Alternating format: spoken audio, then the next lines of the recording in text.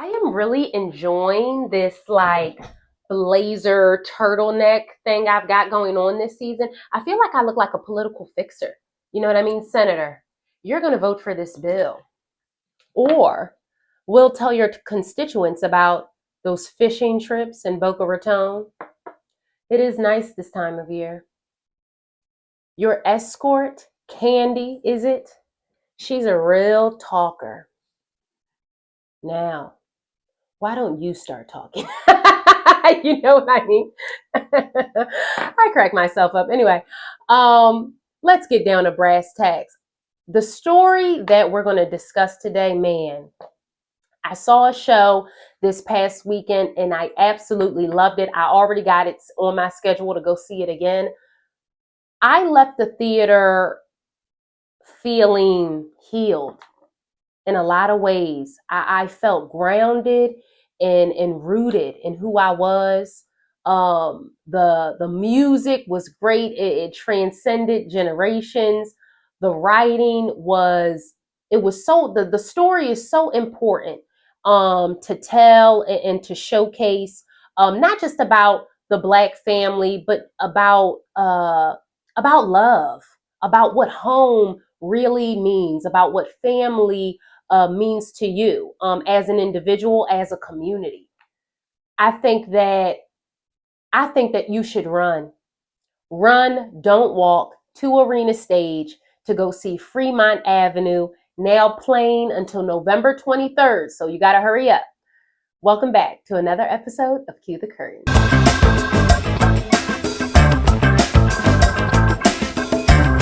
Fremont Avenue, I came across this play, honestly, simply by scrolling. I was on Instagram. I follow Arena Stage and National Theater, Studio Theater on Instagram, and it just popped up, and I saw that it was an all-Black cast, and I knew I wanted to go back to see a show for the purpose of Cue the Curtain, but also because I hadn't been in a while. And I saw that it was an all-Black cast, and I said, okay, I'm going to go see it. I had no idea what it was about. I didn't read the description, didn't see who was in it, none of that. I just sent it to my girlfriend and I said, let's go. And I am so glad I did. Now, we went to a preview show. So simply put, it's kind of like a soft opening of the play. People are just kind of going to see it, but the actors are still getting their bearings. They're still tweaking some things, but overall, the show was so good. Like, I really enjoyed it from beginning to end. I know that I always say this is a spoiler full page, but because this is an original play and it's very new to the, theater community, I don't want to spoil it because I want you to go see it. This episode, I'm really going to focus on how it made me feel, what I kind of picked up on as far as the themes in the play, and why I think it's important to go see. So the story opens up. George Plick is a musical therapist. So his passion is writing music. He plays the piano, and he hires Audrey as his housekeeper. And simply put, they fall in love. But their story does start out a little bit complicated. One of the first kind of traumas that you see show up in the play is the fear of intimacy. When George and Audrey really start having feelings for each other, Audrey runs away because she has this fear of, things not working out or things being too good to be true. And he even says to her, why do you think that something bad is always going to happen? And she says, well, in my experience, something always bad happens. And that's that theme, that particular theme of, waiting for the other shoe to drop, that shows up in each iteration of the Plick family.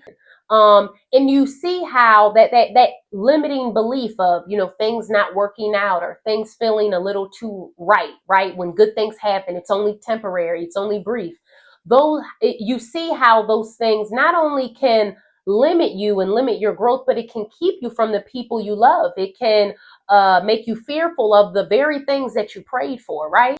I like when stories are centered around Black people and the Black family, but they do the struggle of Black people isn't necessarily the focal point. This story was not about how the struggle, it was more so how we overcome that, how we persist in spite of that.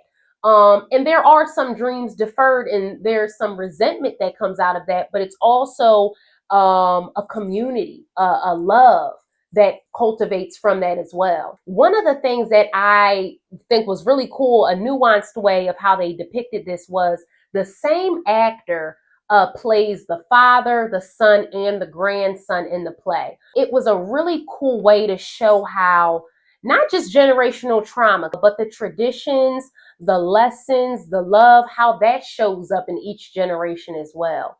So the same actor, his name is Bradley Gibson. I thought he did a wonderful job. He's actually, I guess he was in Power Book 2. I don't watch Power Book 2, but that was one of his his acting credits. That said though, he shows up in every generation to really kind of show us, give us like a clear depiction on how the same person, but a different variation of that person shows up in every generation.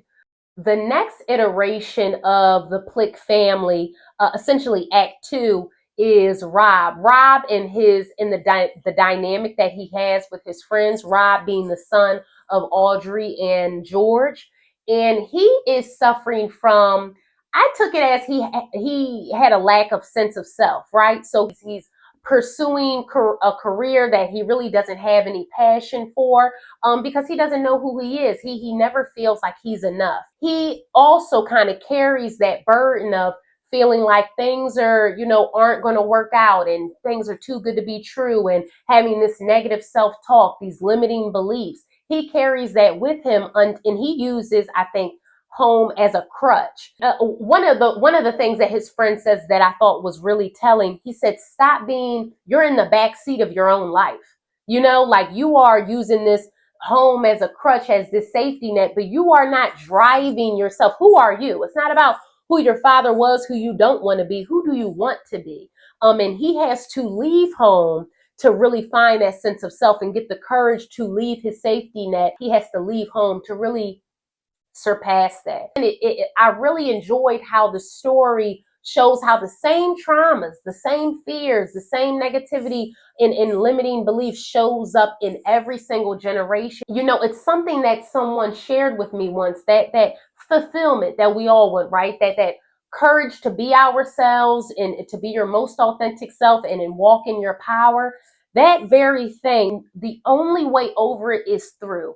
You don't get over it by running away. You don't get over it by ignoring it. You don't get over it by, sitting in your resentment and just being, sitting at home and just toiling away, being in the back seat of your own life. You only heal and you only move onward when you are willing to grow and go through it. And the third iteration of the Plick family, which was kind of my favorite iteration, is the grandson Joseph. Joseph, he ran away from home, but when he is forced to come back home, he is forced to face all of the things that he tried to escape from. He has to talk with his father about their fractured relationship, talk to his grandfather about the complicated love he had for his grandmother. And they had to sit down and talk it out as men, as a family. And it was the moment that they have, playing spades. It was so healing for me, and it shows the importance of, one of the things I think it really honed in on was the importance of storytelling. The grandfather, George, had to tell, the younger generation, the father and the grandson, or his son and his grandson, about how his grandmother ran away from him at one point because of her fear of, things not working out.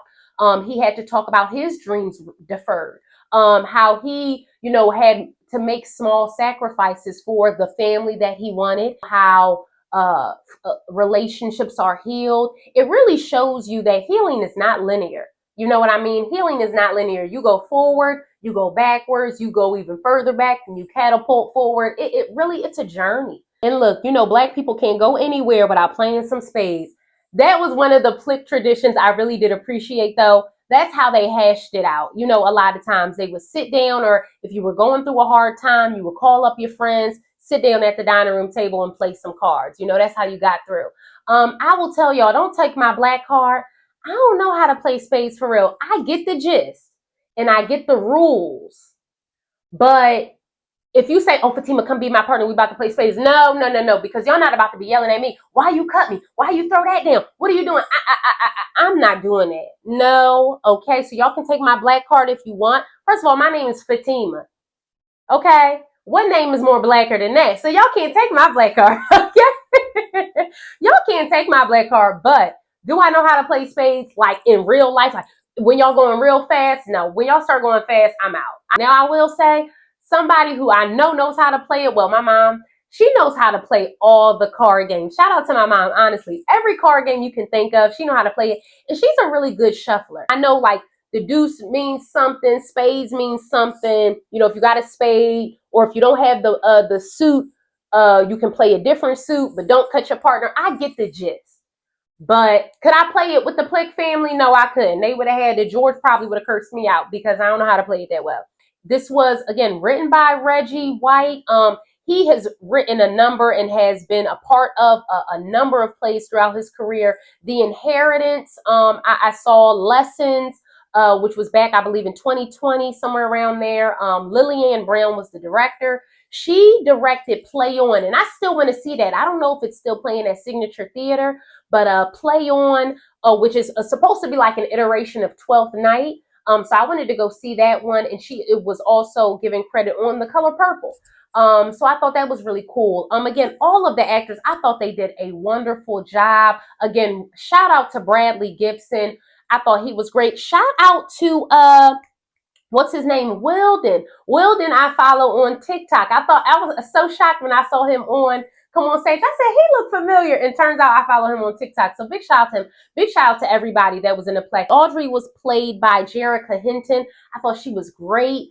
All of the friend group, Robert's friend group, I thought they were excellent. Everybody did wonderful. Again, it was just so authentic. It was so authentically Black. You know what I mean? Authentic to the Black experience, but authentic to what fractures in a family look like, fractures in a friendship and romantic partnerships look like, how that shows up in your relationships.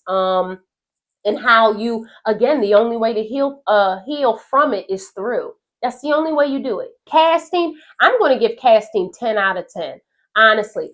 The only thing I will say is definitely read the description before you go see it, because at first I was confused when the same actor who played like the father was then playing the son. I was like, wait, what is going on? Because I just saw him and he was playing somebody older. So at first I didn't get it. But then when you read the description, you get like what they're trying to convey.